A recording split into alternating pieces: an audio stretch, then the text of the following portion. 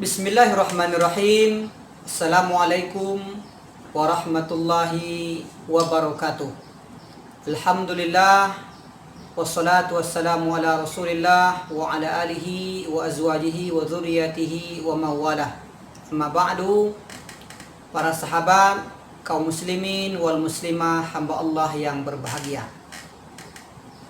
Baginda sallallahu alaihi wasallam selalu memberikan motivasi kepada umatnya agar menjadi seorang muslim yang baik, menjadi seorang muslim yang dibanggakan Allah Subhanahu wa taala. Di antara motivasi baginda Rasulullah sallallahu alaihi wasallam kepada umatnya, badiru bil a'mali khisalan sittan. Hendaklah, kata baginda Rasul, kita menyegerakan beramal soleh sebelum datang 6 perkara yang menyibukkan kita dan menjadikan amal soleh kita tidak sebaik di mana sebelum datangnya 6 kejadian-kejadian besar yang diceritakan oleh baginda Rasulullah SAW.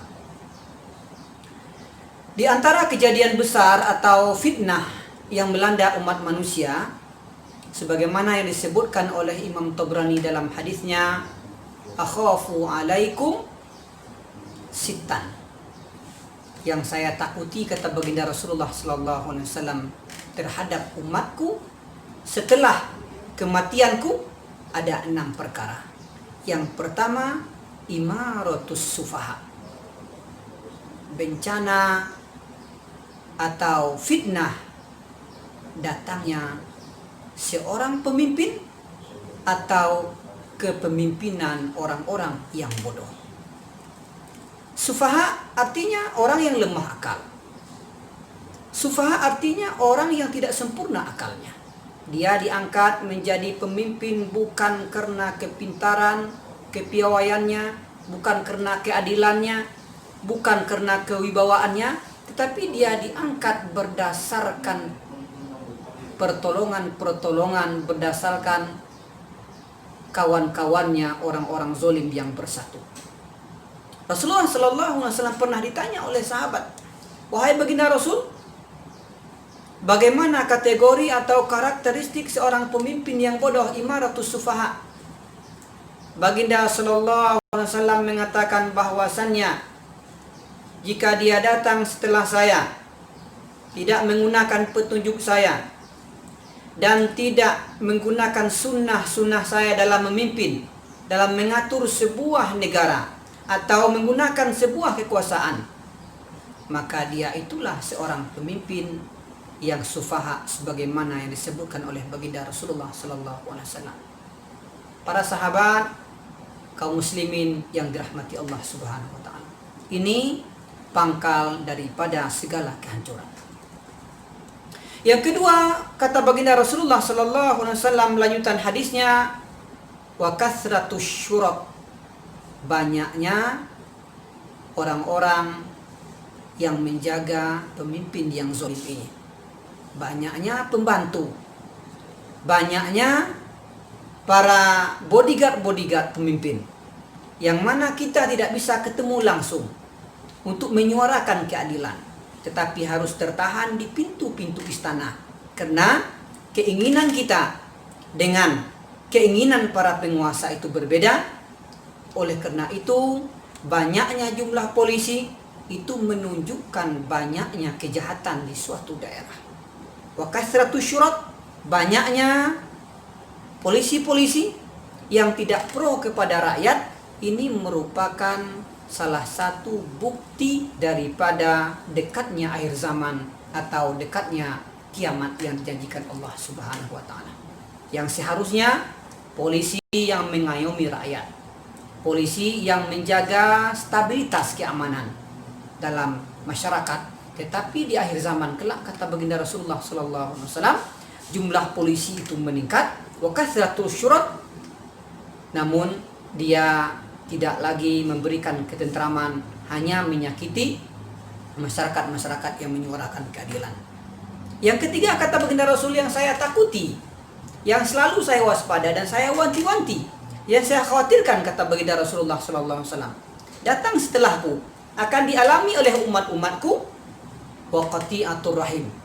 Banyaknya orang-orang yang menggunakan kekuasaan, menggunakan kepemimpinannya, menggunakan kesempatan untuk memutus tali silaturahim. Maknanya menyakiti orang-orang yang satu rahim. Kita punya keluarga, kita punya sahabat, kita punya kakak, kita punya orang tua yang satu nasab, satu garis dengan kita. Kita sakiti mereka, kita jauhi karena kita mempunyai pangkat kedudukan, kita remehkan mereka, kita sakiti dan tidak memberikan manfaat kepada mereka. Itu disebut oleh baginda Rasulullah sallallahu alaihi wasallam orang yang memutus tali silaturahim. Yang keempat kata baginda Rasulullah sallallahu alaihi wasallam yang saya takuti, bahkan selalu disebut oleh baginda Rasulullah sallallahu alaihi wasallam dalam hadisnya, wa bai'ul hukmi, orang yang memperjualbelikan jabatan. Orang yang mengangkat, memutuskan sesuatu berdasarkan kedekatan, berdasarkan uang, berdasarkan keinginan, berdasarkan kesepakatan, dan berdasarkan keinginan partai-partai mereka masing-masing. Ini yang terjadi di akhir zaman kata baginda Rasulullah SAW. Berikutnya para sahabat kaum muslimin yang dirahmati Allah Subhanahu wa taala, kita lihat wastighfafan bidah, menganggap remeh, menganggap sepele urusan darah. Ketika seseorang membunuh dengan sengaja, orang yang membunuh dia tidak dikisos karena dia dekat dengan penguasa, karena dia banyak uang, karena dia disegani, karena dia mempunyai segalanya. Dia bisa mengelabui seorang hakim atau penguasa sehingga dia tidak jadi dikisos. Hukum tidak berlaku bagi dia dan hukum hanya berlaku bagi orang-orang yang lemah. Ini yang ditakuti oleh baginda Rasulullah SAW. Kemudian yang berikut, yang saya khawatirkan kata baginda Rasulullah SAW, nashun yattakhiduna al-Qur'ana mazamir. Sekelompok anak muda yang masih di usia muda menjadikan Al-Quran sebagai lagu, lenggang di luar batas atau di luar kewajaran yang tidak disebutkan, yang tidak diajarkan oleh Nabi dan tidak dianjurkan oleh para sahabat. Melagu-lagukan Al-Quran di luar kewajaran, yang lafaznya tidak sesuai dengan yang diajarkan oleh para sahabat, panjang pendeknya sudah berubah, maknanya sudah berubah. Sering kita saksikan, bahkan kita lihat, semakin zaman lama kita hidup, semakin zaman semakin menunjukkan akhirnya, menunjukkan begitu umat manusia mereka tidak lagi mengambil hidayah Al-Quran, tetapi menjadikan Al-Quran ini sebagai sebuah permainan dan menjadikan Al-Quran sebagai bentuk mereka supaya disayang oleh masyarakat, supaya mengelabui masyarakat, tidak mengambil hidayah daripada Al-Quran Allah Subhanahu wa taala. Para sahabat kaum muslimin dirahmati Allah Subhanahu wa taala, maka kata baginda Rasul, beramallah, mantapkanlah, segerakanlah berbuat kebaikan dan amal soleh sebelum 6 yang disebutkan tadi menimpa umat Islam. Kenapa demikian? Karena kalau sudah datang yang 6 itu, pertama pemimpin yang bodoh, kemudian banyaknya polisi-polisi yang pro pemerintah yang tidak lagi pro rakyat di akhir zaman kelak. Kemudian banyak terjadi pemutusan tali silaturahim, menganggap enteng soal darah, banyak terjadi pembunuhan, al-haraj kata baginda Rasulullah SAW.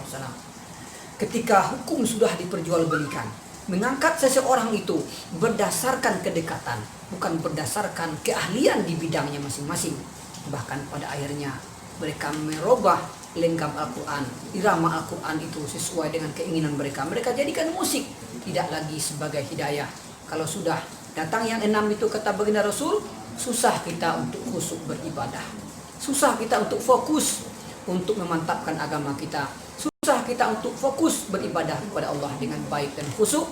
Oleh karena itu tidak ada yang tersisa kecuali kita memperkuatkan iman ibadah kita di hadapan Allah Subhanahu wa taala. Dengan demikian kita muslim akhir zaman, muslim yang serba kekurangan, muslim yang jauh daripada makna Islam dan muslim sebagaimana yang disebutkan dalam Al-Quran, sebagaimana yang disifati dalam Al-Quran. Oleh karena itu kita gunakan dan manfaatkan waktu yang tersisa untuk selalu dekat dengan Allah, mempelajari bagaimana bisa meraih ridho dan cinta Allah Subhanahu wa taala. Semoga bermanfaat. Fa'tabiru ya ulil absar. Aqulu qawli hadza wa astaghfirullah li wa lakum. Wassalamu alaikum warahmatullahi wabarakatuh.